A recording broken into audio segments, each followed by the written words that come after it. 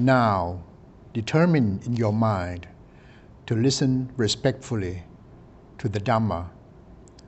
While I am speaking, be as attentive to my words as if it was the Lord Buddha himself sitting before you. Close your eyes and make yourself comfortable, composing your mind and making it one-pointed.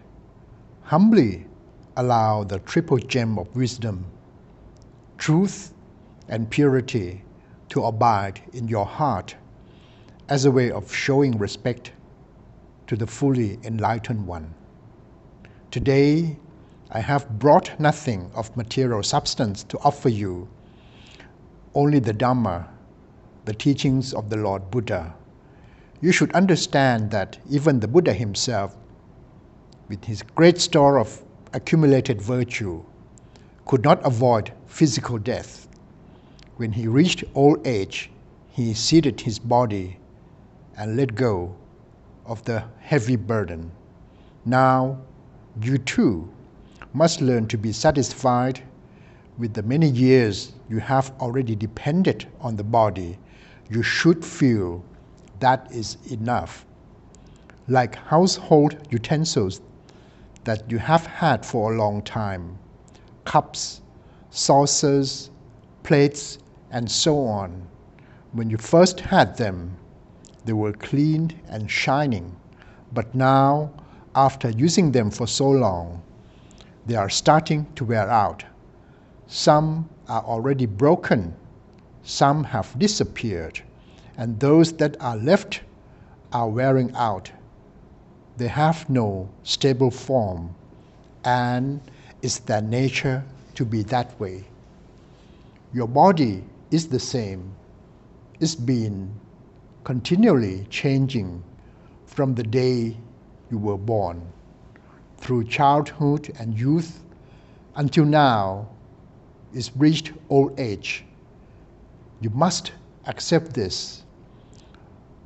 The Buddha said that conditions, whether internal bodily conditions or external conditions, are not self. Their nature is to change. Contemplate this truth clearly. This very lump of flesh lying here in decline is reality. The facts of this body are reality. They are the timeless teaching of the Lord Buddha.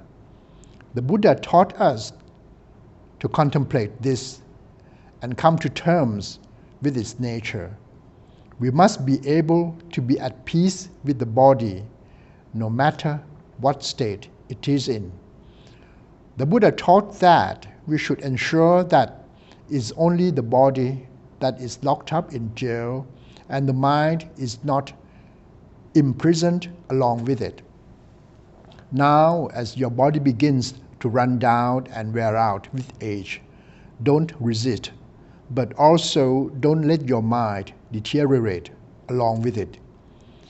Keep the mind separate.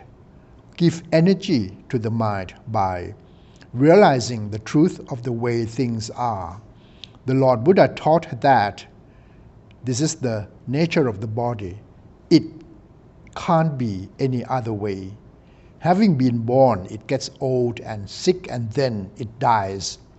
This is a great truth that you are presently witnessing. Look at the body with wisdom and realize this. If your house is flooded or burnt to the ground, whatever the threat to it, let it concern only the house. If there is a flood, don't let it flood your mind. If there's a fire, don't let it burn your heart. Let it be merely the house, that which is outside of you, that is flooded or burned. Now is the time to allow the mind to let go of attachments. You've been alive a long time now.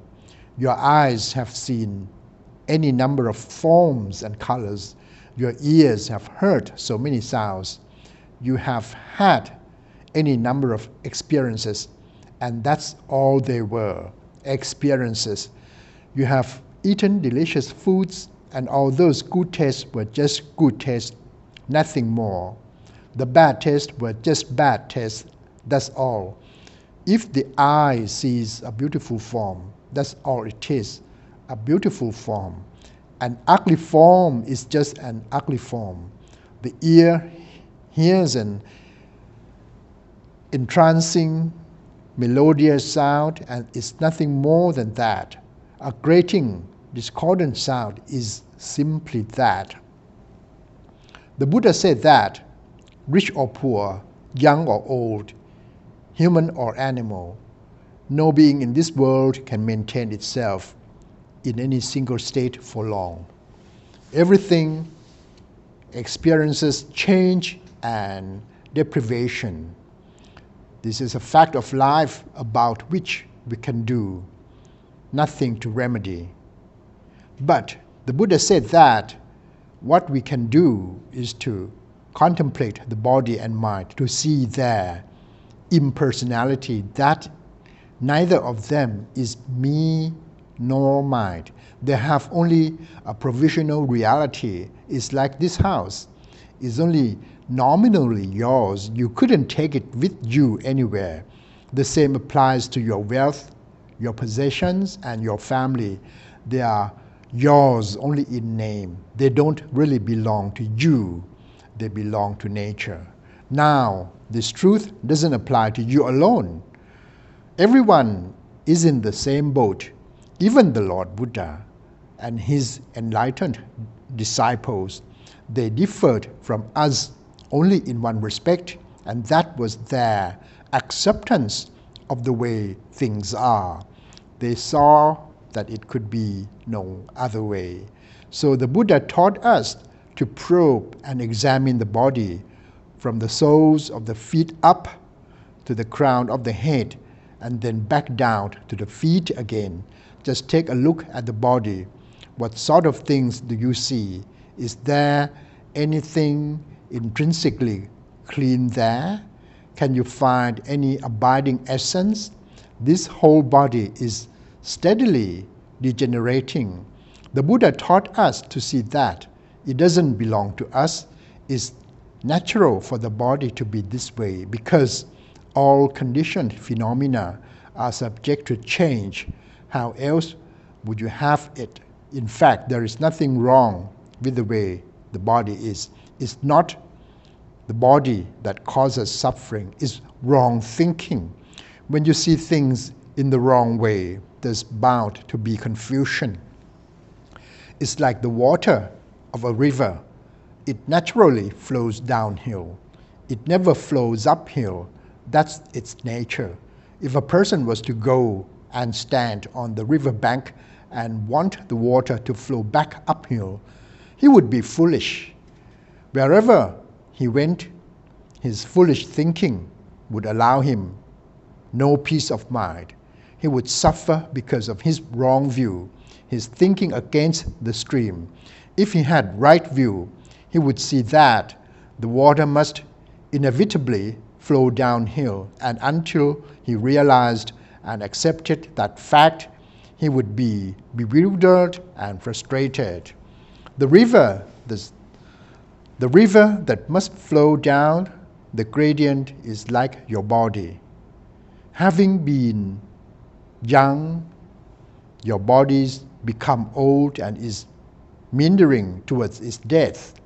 Don't go wishing it were otherwise. It's not something you have the power to remedy.